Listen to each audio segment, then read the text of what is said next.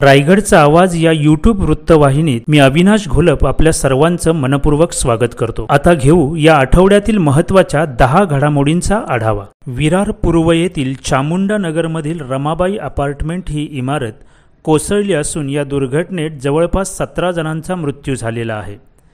जखमींना जवळच्या इस्पितळात दाखल करण्यात आले असून त्यांच्यावर उपचार देखील सुरू करण्यात आले आहेत। महापालिका प्रशासनाने दिलेल्या माहितीनुसार सदर इमारतीच्या मालकाला अटक करण्यात आली असून मृतांच्या वारसाला शासनाकडून 5 लाखांची मदत जाहीर करण्यात आली आहे। JNPT सारख्या महत्त्वाच्या प्रकल्पासाठी शेवा कोळीवाडा येथील नागरिकांनी आपल्या जमिनी कवडी मोलाने देऊन देखील अजूनही सदरच्या गावाचे पुनर्वसन न झाल्याने शेवा कोळीवाडा विस्थापितांमध्ये मोठ्या प्रमाणात संतापाचे वातावरण निर्माण झाले आहे। यामुळे विस्थापितांनी Maharashtra small scale traditional fish workers युनियनच्या माध्यमातून उच्च न्यायालयात याचिका दाखल केली आहे। जिल्ह्यात दहशतवादी कारवाया व गंभीर गुन्ह्यांमध्ये चोरीच्या वाहनांचा वाढता वापर लक्षात घेता जिल्ह्यातील सर्व नगरपालिका व ग्रामपंचायत हद्दीत जुनी वाहने खरेदी विक्री करणाऱ्या व्यावसायिकांनी वाहनांची माहिती पोलिसांना देणे अनिवार्य असल्याचा आदेश जिल्हाधिकारी किशन जावळे यांनी जारी केला आहे। या आदेशाचे उल्लंघन करणाऱ्यांच्या विरोधात भारतीय न्याय संहिता 2023 चे कलम 223 अन्वये दंडात्मक कारवाई करण्यात येणार आहे। म्हसळा शहराला सध्या कचऱ्याच्या समस्येने ग्रासले आहे।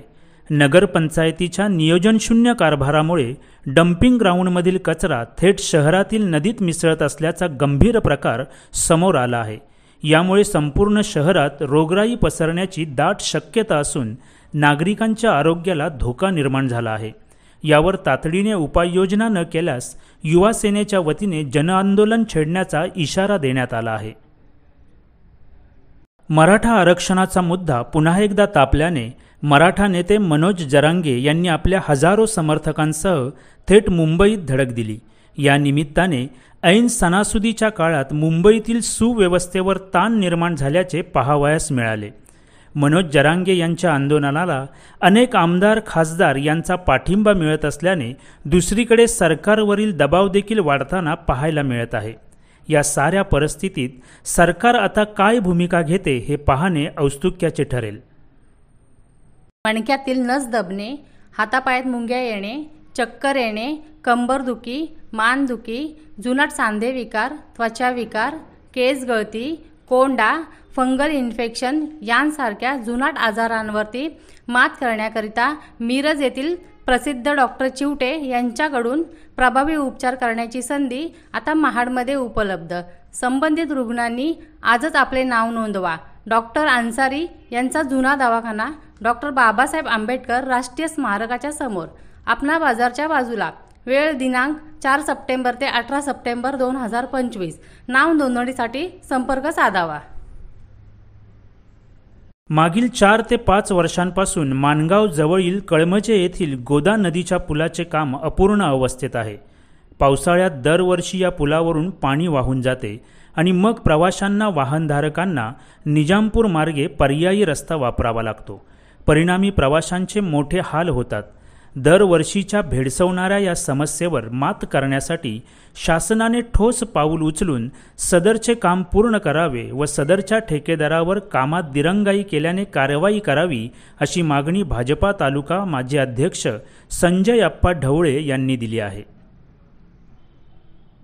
ऐन गणेशोत्सवात सुधागड तालुक्यातील वीज पुरवठा तब्बल 8 तास खंडित झाला होता। सततचा पडणारा पाऊस व सुटलेला सोसाट्याचा वारा यामुळे उंबरवाडी परिसरातील झाड पडून विजेच्या तारा तुटल्याने सदरचा वीज प्रवाह तब्बल 8 तास खंडित झाला। अशा परिस्थितीत महावितरणाच्या कर्मचाऱ्यांनी अथक परिश्रम करून अखेर वीज पुरवठा सुरळीत सुरू केला। रायगड जिल्ह्यातील दिवेआगर येथील प्रस्तावित 14 कोटी रुपयांची तरतूद असलेल्या सुपारी संशोधन केंद्राचे काम लवकरात लवकर सुरू करण्याची कार्यवाही करावी असे निर्देश राज्याचे कृषी मंत्री दत्तात्रेय भरणे यांनी कृषी विभागाला दिले। याबाबत मंत्रालयात आयोजित बैठकीत कृषी मंत्री बोलत होते।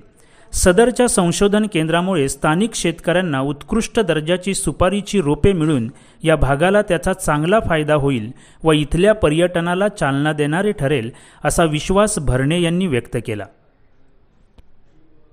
सुमारे 2500 कोटीपेक्षा जास्त गुंतवणूक असलेल्या दिघी बंदराचा विकास झपाट्याने होत असून त्याचाच पुढचा टप्पा म्हणून सदर बंदरावर रेल्वे सुविधा उपलब्ध करण्याचा निर्णय प्रशासनाने घेतल्याचे समजते।